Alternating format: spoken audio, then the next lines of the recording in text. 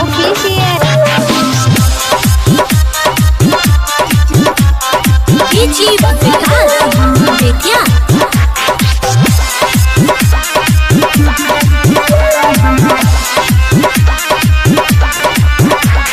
जियत रहो बरसो हजार हो भैया पे सही बनले रहो प्यार हो गिन गिन तोहरा हम खुशियाँ ले तोहरा ये बहिनी हम सपना पूरा कलाई सजा दम के टीका लगा हमरो के बहिनी कोने मिठाई खिला दो जियत रहो बरसो हजार हो भैया पे सही बनले रहो प्यार हो गिन गिन तोहरा हम खुशियाँ ले आई तोहरा ये बहिनी हम सपना पूरा कलाई सजा दम के टीका लगा हमरो के बहिनी कोनी मिठाई खिला दो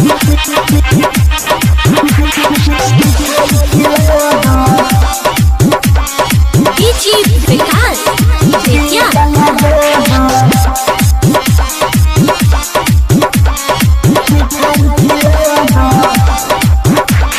साल भर पयाबला राखते भाई बहन के बढ़ जाला प्यार भैया के क्यों न छोड़ी हंसा हमन के तू ही मारू सुनना कलाई सजा दम के टीका लगा दो हमन के बहनी कोनी मिठाई खिला दो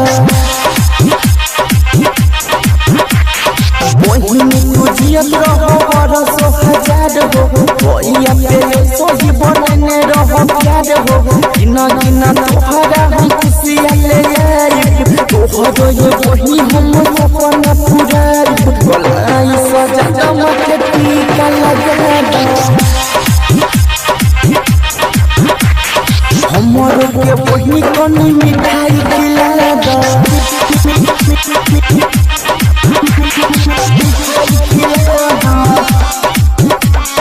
डीजे विकास बेतिया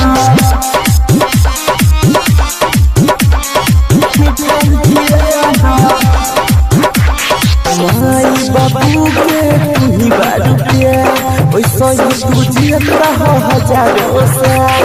भैया राजा के तू जोई हम छोड़ के सुबह से राकेश से सुना मुँह मोड़ के कलाई सजा दम के टीका लगा दो हमन के बहिनी कोनी मिठाई खिला दो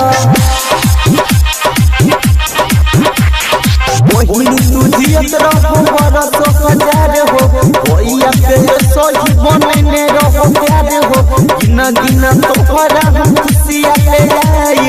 तोहरा ये बहिनी हम सपना पूराई कलाई सजा दम के टीका लगा दो